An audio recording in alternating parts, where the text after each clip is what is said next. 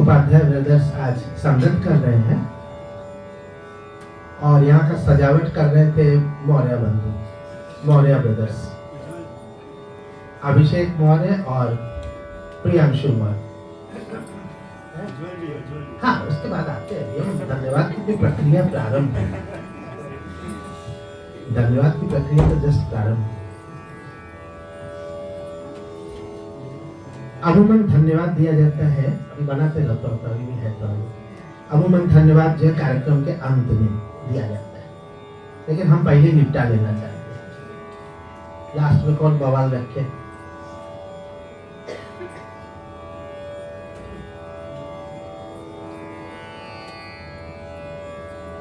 ये साधना किसी एक व्यक्ति के करने से या 2-3 व्यक्ति के करने से तो होती नहीं है। नीचे 2 बंधु को आज ड्यूटी मिली थी, नमन और विकास को। ऐसे ही रोज 2-2 लोगों को मिला करेगा। नमन राज और विकास चौधरी को कहा गया कि आज हमारे ये जो विद्यार्थी लोग आते हैं, जो कि बहुत ही ज़हीन और बहुत ही अनुशासित और बहुत ही अच्छे संस्कारित है, वे सारा चप्पल बड़ा इधर उधर रखते हैं, एक इधर एक उधर, एक बीच में, एक सीढ़ी के ऊपर। तो आप किसी न किसी को तो ठीक करना ही है, तो आप करिए, आप खाना खा के फेंक दीजिए गंदा, कोई ना कोई तो उठाएगा ही। तो हम लोग की ये मानसिकता होती है जो हम कहीं और जाकर के नहीं देखते। भारत में भी बहुत सारी जगहों पर ऐसा नहीं होता है। ठीक है, थोड़ी जगह की कमी है, लेकिन क्या अपने चप्पल हम ठीक ढंग से नहीं रख सकते हैं? जरा विचार करें। चप्पल जूता थोड़ा रख दिया जगह पे, गाड़ियां आई तो हम देख ले जरा सा कि किसी के दरवाजे पर तो नहीं रख दिए। मतलब क्या है कि हम वो काम करें जो कि दूसरों को कष्ट न।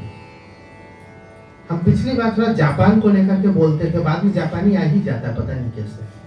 तो उन्होंने कहा था, एक व्यक्ति से हमने कहा कि बड़े अच्छे लोग हैं यहाँ पे, कितना दूसरों का ध्यान रखते हैं। तो उसने कहा, वो भारतीय व्यक्ति था। हमने कहा कितने साल से यहाँ पे? बोले 26 साल से यहाँ है। मैं शादी कर लिया था यहीं पर, जापानी, मेरी वाइफ जापानी है और बच्चे मेरे इस समय एक 12th में पढ़ता है, एक 10th में पढ़ता है, ऐसे उन्होंने बताया। तो वाह, इतने साल से है, तब तो आप जापानियों को बहुत अच्छी तरह से जानते हैं, बड़े अच्छे सब लोग। तो कहे कि हाँ, अगर उनको पता चल जाए कि मेरे सांस लेने से इसको दिक्कत हो रही तो सांस ही ना ले। ये भारतीय कह रहा है दूसरों के लिए, और किसी को सुनाने के लिए नहीं बोला, तो हिंदी में बोल रहा है। जापानी को कहा तो अंग्रेजी नहीं आती उन्हें। तो ये जो कुछ चीजें होती है जो कि हम कहीं ना कहीं जा करके सीखते हैं दूसरों से। हम लोग अक्सर दूसरों की बुराइयां बहुत देखते हैं, हमारी आदत है। हम जाएंगे तो यहाँ बैठे बैठे तो और ज्यादा देखते हैं, जिसके यहाँ गए नहीं उसकी बुराई करते हैं, जिसका घर देखे भी नहीं है उसके घर की बुराई करेंगे। यहाँ बैठ के कहेंगे अमेरिका बहुत खराब, ये बात। अरे हम क्या कर रहे हैं कि अमेरिका में सब अच्छा है, स्वर्ग है, ऐसा थोड़ी है। वो तो अपना स्वर्गादपि गरीयसी है ही है। आपके लिए आपकी जन्मभूमि जो है वो स्वर्गादपि गरीयसी है। तो ठीक है, अब स्वर्ग से भी सुंदर आपका देश है, इसमें कोई दो राय नहीं है, बिल्कुल आप ये रखिए, लेकिन दूसरों को नरक समझना बंद कर दीजिए। ये तो सही तरीका है। वहां से भी कुछ अच्छी चीजें मिले तो आप वो करिए, और कोई अगर कुछ अच्छी चीज सीखना चाहे तो उसको सिखाइए, चाहे तब, जबरदस्ती नहीं सिखाना चाहिए। लेकिन हमारा यहाँ पे रोल थोड़ा जबरदस्ती सिखाने वाला है। गुरु का काम ही यही है, डांटना। कभी हर्षित डांट खा रहा है, कभी कृष्णा डांट खा रहा है, इनकी तो बात ही मत करो। सारा जहर तो नहीं पीना पड़ता है। समुद्र मंथन से जितना जहर होता है वो इन्हीं के जिम्मे आता है। तो अपना नीलकंठ की भांति उसको, तो इस तरह से चलता है। तो ये जो मैंने कहा है इसको आप लोग हमेशा ध्यान दीजिएगा। तो हम देखें कि जब सब लोग अपना ध्यान नहीं दे सकते हैं तो 2-2 लोगों को मैंने कहा तुम लोग जरा देख लेना, कल 2 व्यक्ति और होंगे। लेकिन हमने देखा एक चीज, पिछली बार देखा था, हमने कहा था कि ऐसा होता है जापान में, ऐसा होता है वगैरह बताए। अगले दिन हमने देखा कि बहुत सारे लोगों में परिवर्तन आया था। हमने एक बार ऐसा भी कहा था कि अमृतसर में गए स्वर्ण मंदिर में, तो वहां जाते ही वहां पे लोगों की सेवा भावना दिखी। आप जूता जहां रखने जा रहे हैं वहां पे एक व्यक्ति खड़ा है, उसका सोने का फ्रेम वाला चश्मा और पूरा उसका लुक और सब कुछ देख के लग रहा है करोड़ तो उसके लिए कम ही होगा, कई सौ करोड़ का भी मालिक हो सकता है ऐसा। लेकिन वो आपके जूते को ऐसे ले रहा है हाथ में, दे दीजिए मेरे हाथ पे दीजिए, हाथ पे दे दो बच्चे ने हाथ पे दे दिया, उसको उठा करके ले जाके रखता है।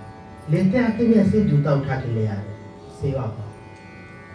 तो सेवा भाव हमें दिखा, आज भी हमको दिखा है।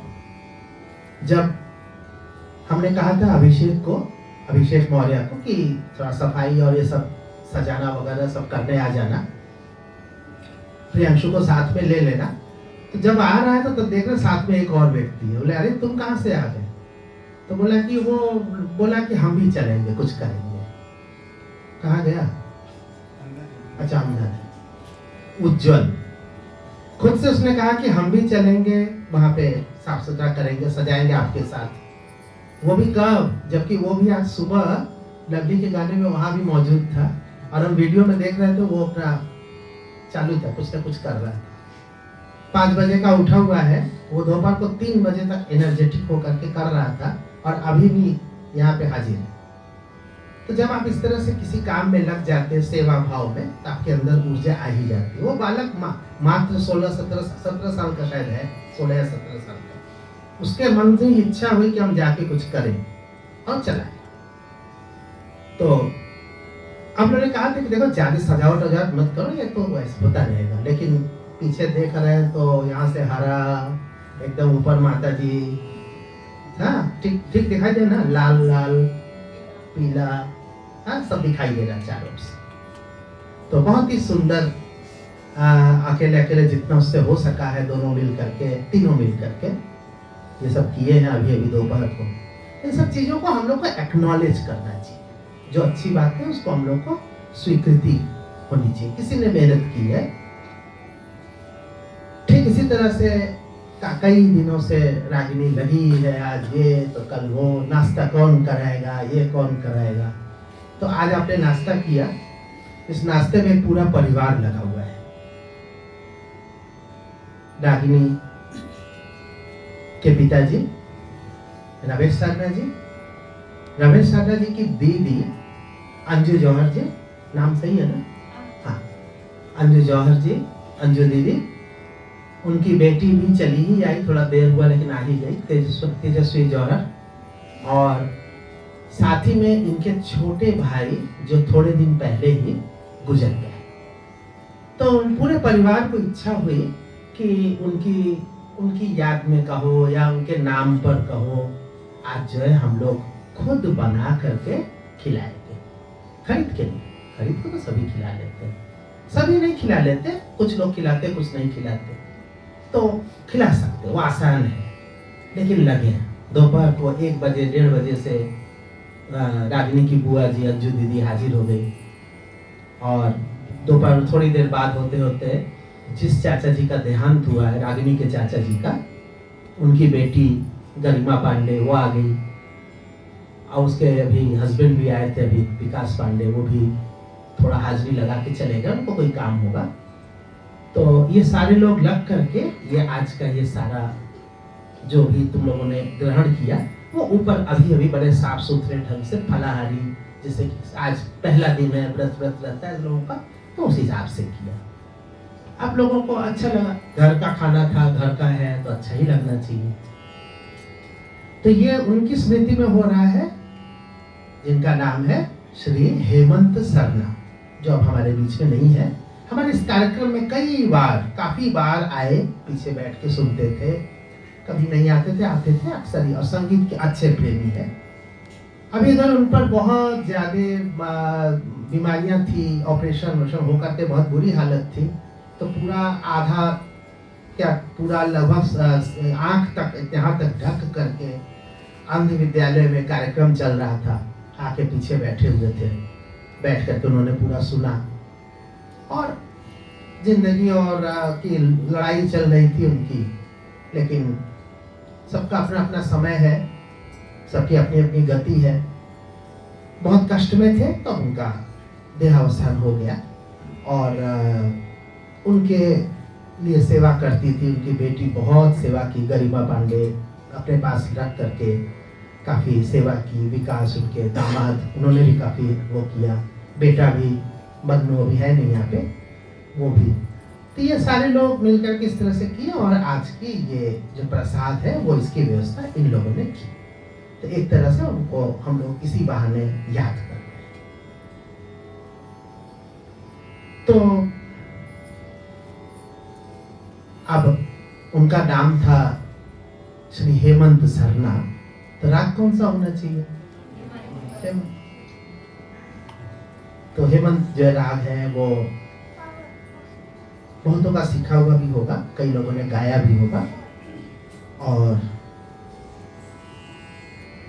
हमने भी संभवतः 2020 में जब कोरोना के कारण ये कार्यक्रम हो नहीं पा रहा था, इसके बारे में भी हम 2-3 शब्द आज बताएंगे। पहला दिन है, बहुत सारे नए लड़के जो कि हैं वो हम जानते हैं कि नए लड़के नए लड़कियां हैं जो कि पहली बार आ रहे हैं यहाँ पे या दूसरी बार आ रहे होंगे।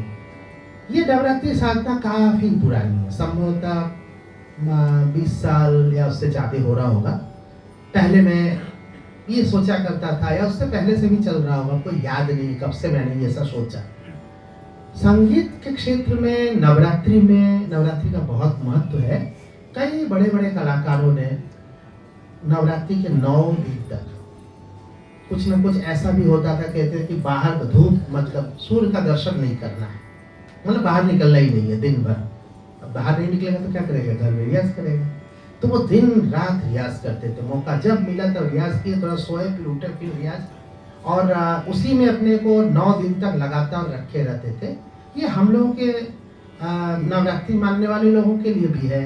कुछ जगह पे जो हमारे मुस्लिम कलाकार थे वो तो क्या बोलते थे, चिल्ला मतलब 40 दिन तक ये ऐसा एक साधना उनके यहाँ भी होती है, तो वो भी करते थे। हमारे बहुत बड़े बड़े उस्तादों ने चिल्ला किया, तो चिल्ला में 40 दिन तक उनको इस तरह बहुत सब कुछ छोड़ करके केवल साधना में लगे रहते थे।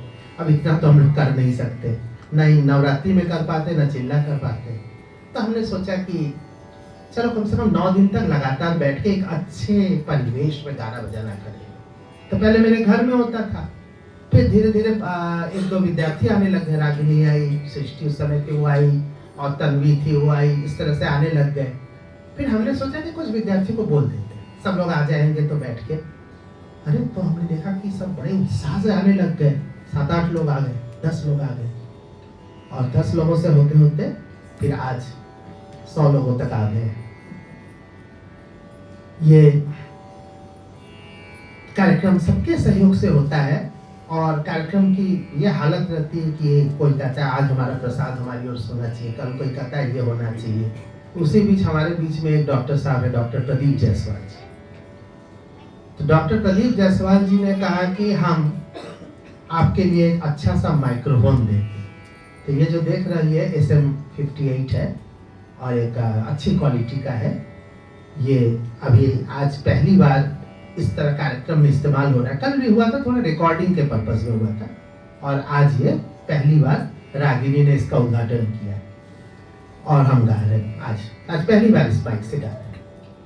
तब से उन्होंने कहा कि खाली आप अपना वोकल का ले लेंगे तो तबला वादक क्या करेंगे, तो उनके लिए एक SM57 आया है। तो डॉक्टर प्रदीप जायसवाल जी पीछे बैठे हुए हैं, और आज सबसे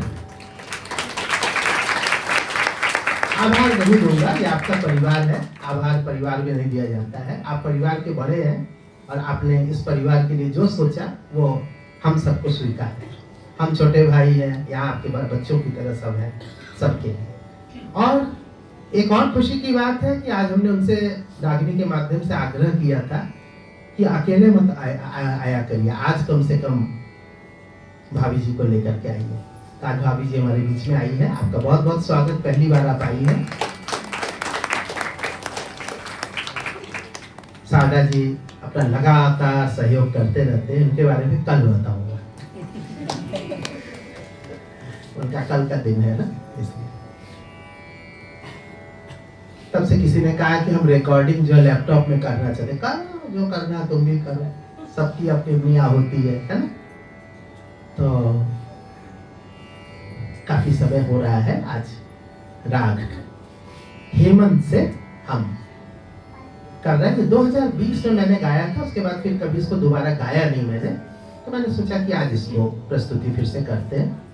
हम देखते हैं कि इस समय थोड़ा सा लुक बैक करने की जरूरत है। बहुत सारे राग एक बार करके छोड़ दिए गए, फिर गाए नहीं गए, तो क्यों नहीं इसको एक एक करके फिर से दोहराया जाए। यहाँ तो बहुत सारे लोग हैं जो नहीं सुने होंगे, तो क्यों ना उसको रिपीट किया जाए। सब लोग ठीक ठीक बैठे हुए, कोई दिक्कत तो नहीं किसी को? अरे आप वहां बैठिए कोने में, अरे रुको थोड़ा कुर्सी दो भाई। हाँ अच्छा ठीक, आप नीचे उठकर देखते नहीं, आप नहीं तो दिक्कत नहीं ना हुई जाने।